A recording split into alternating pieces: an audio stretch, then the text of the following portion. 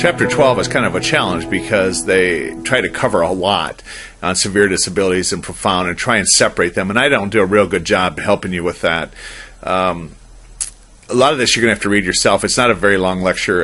It's probably the shortest one I've done, and I only have 6 inputs a year. So please, when I take you different spots, take some time to read those and prepare yourself that way. On severe disabilities, deaf, blind, and traumatic brain injury, Chapter 12. Chapter 12, Low Incidence Disabilities, Severe and Multiple Disabilities, Deaf Blindness, and Traumatic Brain Injury.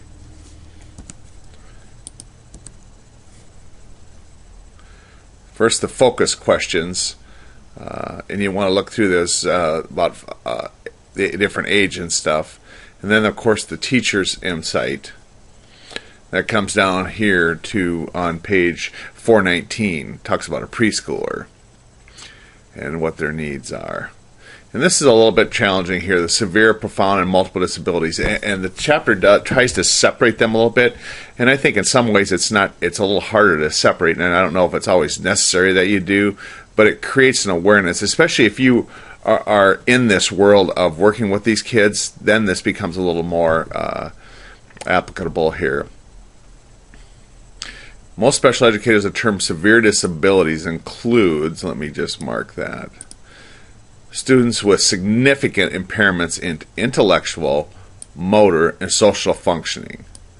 Okay, and here's some ambiguous words again.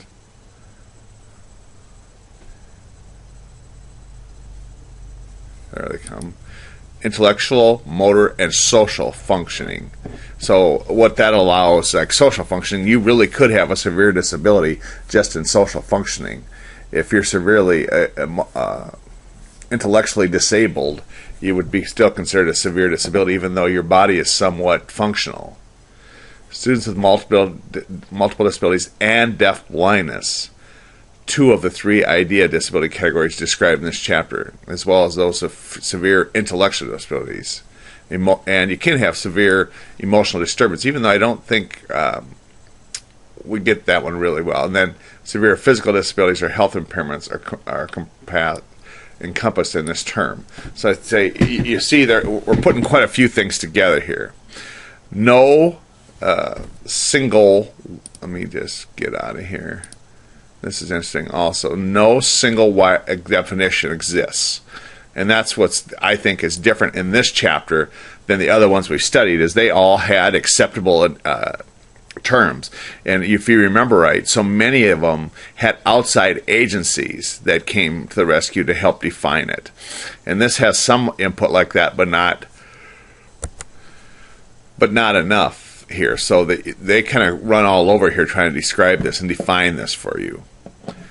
Most definitions are based on scores and tests on cognitive and development based on age, extent, those. And as you know, scores can be real ambiguous, especially down here, the IQ scores. According to the system once used to classify levels of intellectual disabilities, a person obtaining an IQ of 35 to 40 would be considered to have severe intellectual disabilities. And the thing, of course, down there is really hard to get an accurate reading when the scores are that low. Let me flip back here. In practice, however, the term severe disabilities often includes many individuals who score in the moderate level also of 40 to 55. And I think there's this question on the test about which of these are, so make sure you distinguish between those two. This one is called moderate, the other one is severe. Developmental approach is more common, and this is how it's changed, is that what the developmentally more than what that score is. For example, Justin's 1976 defines students with severe disabilities as those 21 and younger who are functioning at a grade development level less than half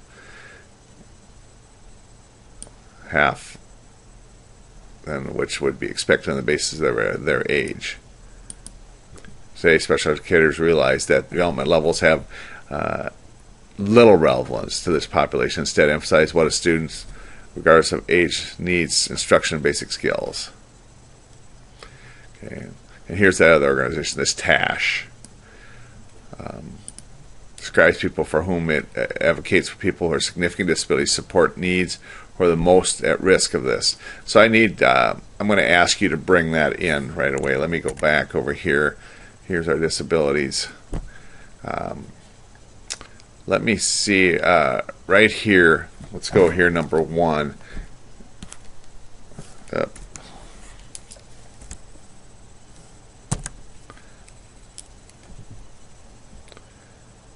Let's go down here. Number 1, TASH. Tell about TASH.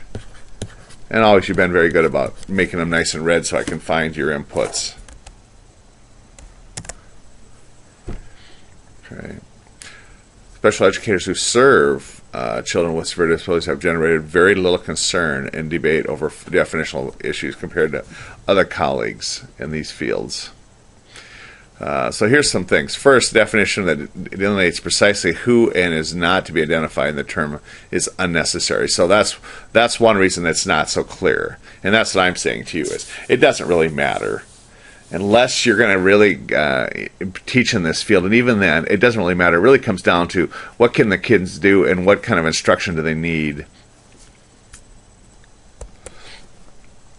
And second, the tremendous diversity of learning and physical challenges that these students experience renders any single set of descriptions inadequate. And I say the only thing different is every other one we had descriptions. This one we don't have it so much. And what you're asking yourself, if you're going to teach in this field, and one of you, some of you may, what you're asking yourself from the very beginning is, how independently will these kids be able to live? And that's what you're trying to gauge all through their learning years is, what can we do for this child that has severe disabilities that they can live as independent as possible? And that's what guides you and drives you. So then the profound disabilities, remember here we had severe, now we go to profound and it gets a little farther down. And let me just talk about that. Between children with severe and profound disability functions at a level no higher than that of a typically developing 2-year-old in all 5 areas of cognition, communication, social skills, motor mobility. Okay, and so that you pay attention to this, and this is what separates it. These 5 areas, daily living, and as you can see, almost all have to do with living independently. So significant impairments in these, here it has to be all 5. And what I want you to bring in here also on these 5 is, where was it here? A typically developing 2-year-old in all 5 areas. So let's put that in here. This will be our number 2. Typically that of a typical 2-year-old. It has to be below that. Okay, and that comes down here. Let me just jump here. There's the 20 to 25. Although some people with profound disabilities were able to achieve semi-independent functioning in some casts of daily living, many do not speak, are non-ambulatory. Do you know what that means? They can't walk. And are unresponsive to sensory stimuli. And sensory stimuli is commands to do something or move or that things normal stimuli cause normal kids to do things. Then IDEA mandates that all children are entitled to a FAPE, free and appropriate public education, in the least restrictive environment, no matter how complicated or challenging their learning, behavioral, or medical problems may be. However, some individuals have questioned whether children with profound disabilities can benefit. Here's a viewpoint, read a viewpoint, it's over here, and they make a case, a compelling case for it. Here's the politically incorrect thing, I think. And you don't always ask me what I think, but I'm telling you what I think. I think they all are entitled to a FAPE. What I'm not sure is that we should run this all through a school system. That we stick them in schools for parents and for us as teachers, but I'm not so sure the kids would be better served in separate agencies, in separate places where you could more readily concentrate on what their needs. I think we spend a ton of school money on trying to serve these kids at the peril of a lot of the other kids. And I think we should still serve these kids, but can't we run this revenue stream through some other portion so it doesn't super inflate the budgets of the schools and let these kids be served in another way? Okay. That's what I think. That's a politically incorrect way, but they're all entitled. I agree with that. And especially where this really comes home to roost, and if you'd agree with this, or they all deserve this, is until you have a child of your own that has disability like this, you kind of change your mind. And then this is interesting that we switch to this, an IDEA thing, that's multiple disabilities. Concomitant impairments such as intellectual disability, blindness, intellectual disability, orthopedic impairment, combination which cause such severe educational needs that they cannot be accommodated in special education programs solely on impairments. And this one comes right in here. They brought the exact same thing in here. And this only applies, this is what's different than the others, this is only an IDEA need, just for special ed clarification. So would you write that, would you put that in your notes also, right here? I'm not going to write a number 3 next to it, but stop and go put multiple disabilities - IDEA, because it only matters to them how we're going to serve them. And so they felt the need to come up with another category to label these very severely and hard to serve kids above and beyond the definitions we had over here with severe and profound. And so they came up with this term multiple disabilities. And then they're going to jump to this deaf blindness, again, maybe the hardest to serve, and that's over here also. Hearing visual impairments in combination of which cause of such severe communications and other developmental education needs that they cannot be accommodated in special education programs solely for children with deafness or children with blindness. So again, IDEA, as you see here, this is an IDEA thing because they had to have some kind of a mechanism how to serve these very, very hard to serve kids. And if there's deaf blindness, so many of these kids also have so many other issues. The majority of some functional hearing or vision goes like this: 90, 57, 66, 38. So they try and break them down that way.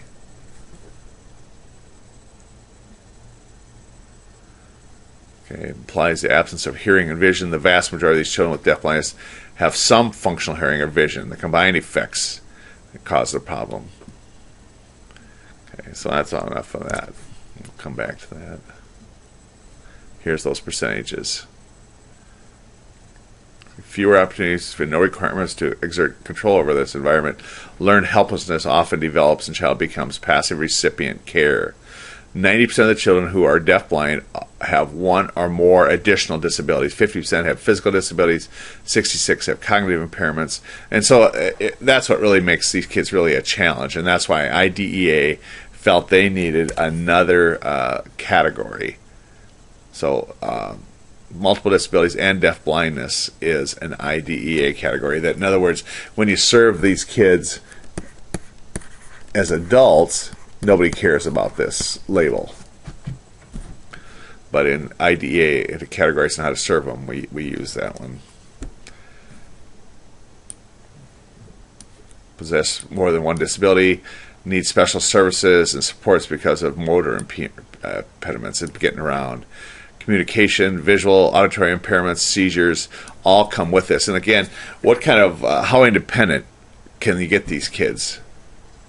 And this changes the rules too. Medical conditions, health problems, often extended absence from school. Okay. Exhibit significant and obvious deficits in multiple life skill development areas. I say so. The whole focus of you as a teacher of these kids is how independent can we get them by the time they're through?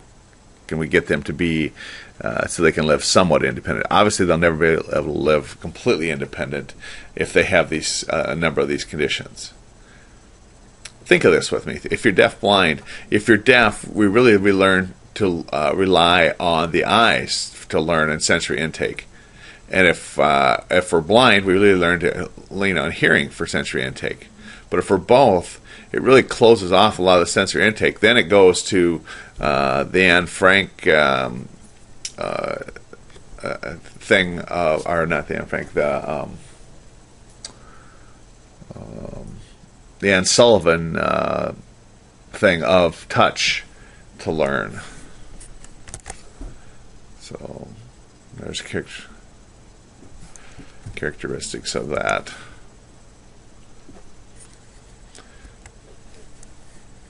They have significant and obvious deficits in multiple life skill development areas, as we had here. So characteristics: slow acquisition rates of learning skills, poor generalization. And so I'm going to ask you to bring those in. Just one line about each of those, how that impairs their learning. And they're right here on page 423. So you can stop this here, page 423. I think this is number 3 here. Okay, just one line about each of those.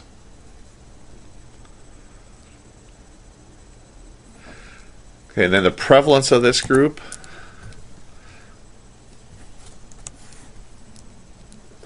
One to 1%. Again, it depends how you count them, because we put them on so many different things.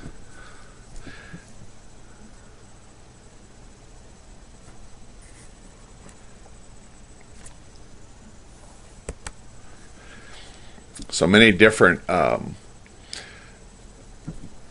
categories and combine things. It's really hard to get a solid count on them. Is not one of the disability categories under which the states make their annual report. The federal government, the number of students with severe disabilities who receive SPED services under this cannot be determined. Okay.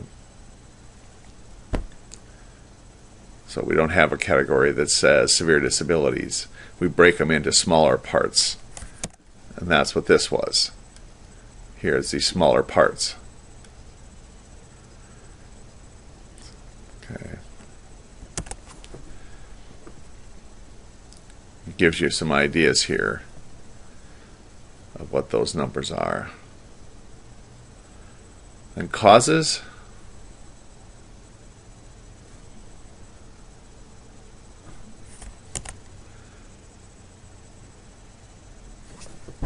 Can be caused by biological conditions, may occur before, which is prenatal, during birth, perinatal, or after birth, postnatal. In most every case, a brain disorder is involved. Brain disorders are the result of either brain dysgenesis, abnormal brain development, or brain damage caused by the influence and alter the structure. Of course, damage sometimes can be somewhat way after. Significant percentage of children who have severe disabilities are born with chromosomal abnormalities, such as Down syndrome, or with genetic and metabolic disorders that can cause serious problems in physical and intellectual developments. Complications of pregnancy, including prematurity, RH incompatibility, and infectious disease contracted by the mother can cause severe disabilities. A pregnant woman who uses drugs, drinks alcohol excessively, or poorly nourished has a greater risk of giving birth to a child with severe disabilities. And here's the kicker that we've done on so many of these. In many cases, cannot be clearly determined. It makes it hard. Makes it hard. Born with chromosomes, development, complication of pregnancy, malnutrition, neglect, ingestion of poisonous substance. I think sometimes FAS, fetal alcohol syndrome, can be up under here, but for the most part, we don't know. And then let's just move to, in my opinion, another chapter. I mean, this is a whole other thing that's in this chapter, and that's this thing of brain injury, because it's different. Here's the definition here. Caused by an external force resulting in total or partial disability, or psychosocial impairment, or both, that adversely affects a child's educational performance. And this is interesting, a whole other talk. Open or closed head injuries. And it is the most acquired disability in childhood and the leading cause of death of children. Yeah. Okay. Wear those helmets. Wear those helmets. That's what that comes about.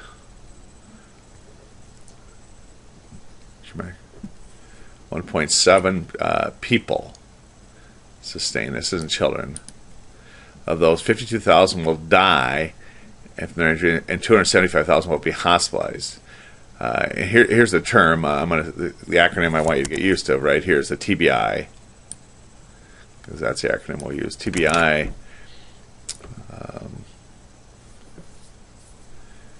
is the leading cause of death of children. Disability is that 5.3 Americans have long-term need for this. In spite of the sobering statistics on head injuries, the number of children receiving SPED under the category is quite small. Okay.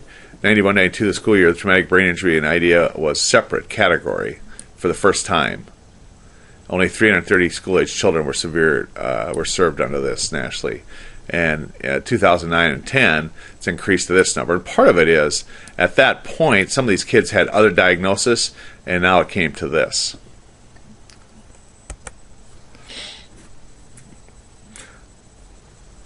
That's how it's changed. And I served one time that had this that I'll share about. What accounts for the huge difference in this? First, the vast majority of head injuries sustained in children will mild or do not adversely affect performance. Second, the human brain has a remarkable capacity to compensate for injury. Third, many students with brain injuries are identified in severe other disability categories. That's this. By the type. So they're classified by the type they have. And there's an open head injury, closed head, concussion, contusion, like a bruising, swelling, bleeding. Hematoma occurs with blood vessel rupture. Sometimes I think we call this aneurysm too, a coma, or anoxia, loss of oxygen. We studied that in the last chapter, what those were. And it walks you through these also. This is where it talks about this one. Shaken baby syndrome comes in here. We get some TBI from that. Concussions also in this closed head injury. Fit in that. So I'm going to ask you to come back and put those two in here. Two things. This is number 4, I believe. The two things that fit under closed head injury. Over here, shaken baby syndrome and concussions. And there's some in here about that. Shaken baby syndrome, concussion under a closed head.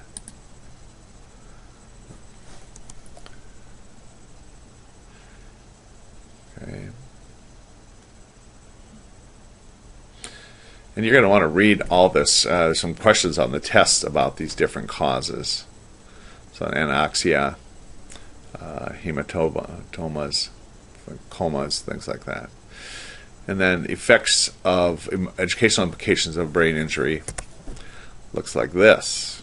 Complex with symptoms varying depending on severity, extent and sight wear, age of the child, kind of like we talked about before, is what did they know before when they went blind, before they were deaf? Same here. What did they know? And then time, because the body has an inevitable ability to heal. 3 categories of impairments from brain injuries: physical and sensory, cognitive, social, behavior, and emotional. Recovery is long and unpredictable process. So let's break these down a little bit farther. Physicalness, recovery is unpredictable. Student might make some progress and then regress, and that was my experience with it. Students have been hospitalized with head injuries, re-enter school with deficits from the injuries compounded by their extended absence from school. So you think of, you're in a car accident, driving accident, how much school you miss. And so you have that also. And so here's some hints on what to do. You schedule academic instruction during peak performance periods, rehearse social situations in advance, provide clear, uncomplicated instructions, and pair auditory instructions with visual cues. So just good, sound instruction.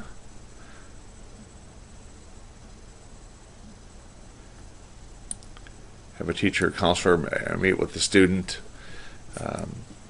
Have peer students move effectively with class. Adapt physical education is adapted. Tape recorded lectures, and a tape record is a very interesting thing in the year 2000. In this era that you would tape record, that's I don't think you can find a tape recorder anymore.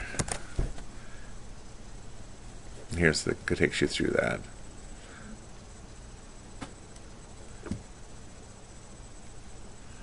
Okay.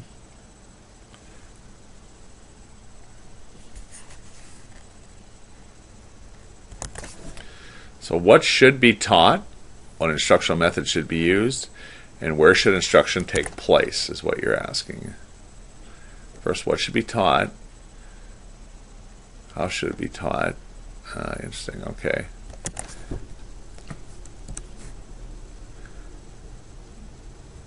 Functionality is the big thing, yes. Then skills, age-appropriate skills. How to communicate, essential. Again, because you're going to have the same approach we had with the others. How independent can we get these kids?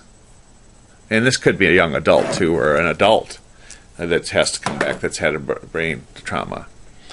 Literacy, recreation, the ability to play and later to occupy themselves constructively, pleasurably during free time. Because this is one of the things that we, throughout all the discussions, we haven't really talked about that part of teaching kids how to recreate that have severe disabilities.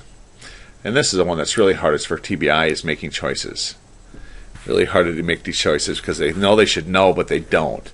So you provide these opportunities for them to make choices. And then, of course, access to the general curriculum as much as possible, like we do with all the kids. And how should they be taught? Well, select and prioritize instructional targets are meaningful for students with their families. Must be carefully planned, systematically executed, and all these cautions to it. And it has a lot of these things in here in the text. Communication, literacy, and those are right here.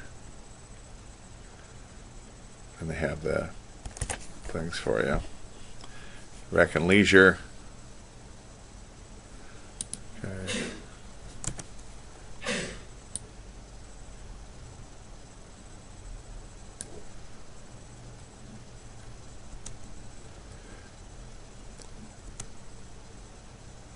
Example, equipment and rule modifications in which students with severe multiple disabilities participate in meaningful team sport. So that part of that. And here's the thing on making choices. Access to general ed curriculum. Selecting and prioritizing instructional targets.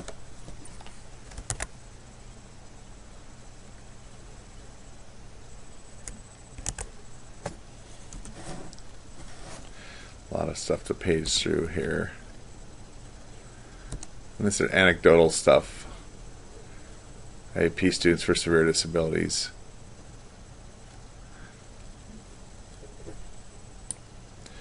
How should students with severe disabilities be taught?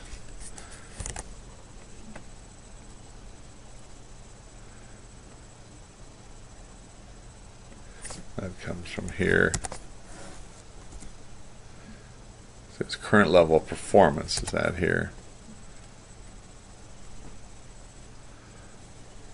Be assessed and clearly and actively engaged with the student. Can you just do that for me? This is only number 5 here, but one sentence about each of these, how it should be planned. And these come right here from page 439.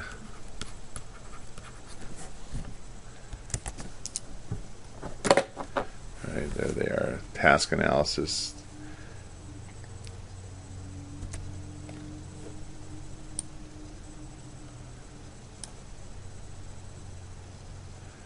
Partial participation, what that has to do with it. Comes over here. Can be taught to perform selected components or an adapted version of that task. Positive behavior supports, we've talked about this in a number of other disabilities, specifically emotional disabilities. Support students' placement and guide to develop positive supports. Then it might be small group instructions, like advantages they can learn in small groups. For social interaction, provide opportunities for incidental observational learning, more cost-effective in use of the teacher's time. Comes into that.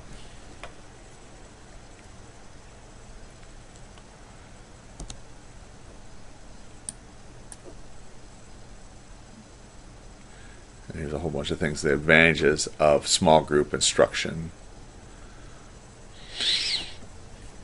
Where should they be taught? Well, benefits of neighborhood schools.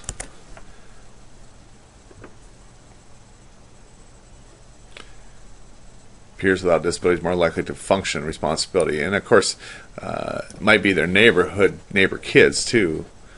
Integrated schools are more meaningful instructional environments. Parents and families have greater access to school activities when children are attending their neighborhood schools. Helps develop a range of relationships with peers without disabilities. And this is really what integration, this is what really LRE is about, is this here. And it's kind of interesting. I think we haven't had this talk before in this textbook, but this is really the benefit of neighborhood schools right here.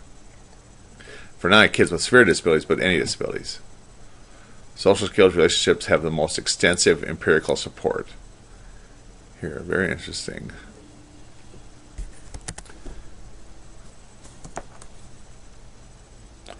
Social relationships.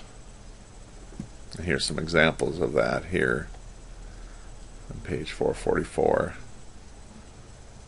How much time in the general education classroom? Well, it's going to depend on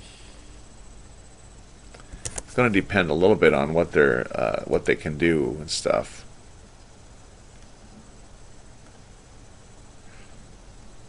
Well, making the most use of instructional time is critical for this.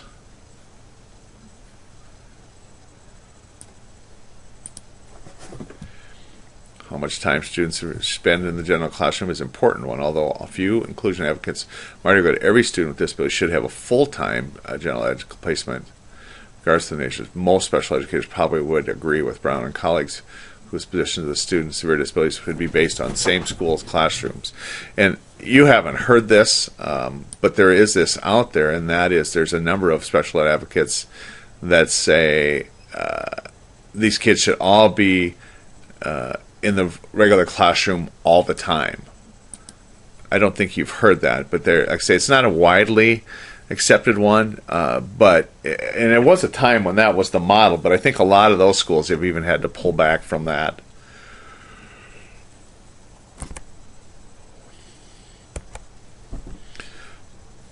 So, substantial difference between being based in and confined to regular education classrooms. Based refers to being a member of a real, where confined means you have to be in there. It is our position that it is unacceptable for students with severe disabilities to spend either 0 or 100% of their time in the regular classrooms. How much time should be spent in regular class? Enough to ensure the student is a member, not a visitor. And I think there's a question on the test about that. A lot if the student is engaged in meaningful activities, quite a bit if she is young, but less if she's approached this. And so that's what this is. I thought there was a thing on here. So I'm going to make this number 6 here, I think. Didn't I say? Yeah, number 6. This is number 6 here. I'm going to ask you to put it right here, and you simply bring this statement in here. What to know. From here to here, all in. Enough to ensure that the student's a member, not a visitor. A lot if the student's engaged, quite a bit if it's young, but unless, and there's still a lot we don't know about it. I'll put all that in. You don't need the numbers and stuff, but just that statement so you're aware of that. Then the challenge rewards of teaching students with severe disabilities. And I say, if you have aptitude for this, you will inherit the earth, because there's a huge demand for these teachers.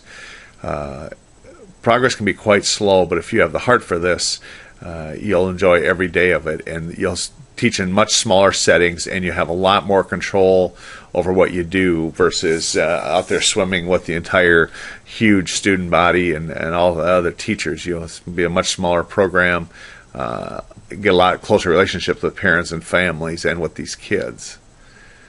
So it requires be well organized, firm, and consistent, be knowledgeable about one-on-one and small group instruction, be able to work cooperatively with others. You can read that too. At the very best can be highly rewarding to teachers. And if one of you become this as your vocation, let me know, because I'd love to hear from you.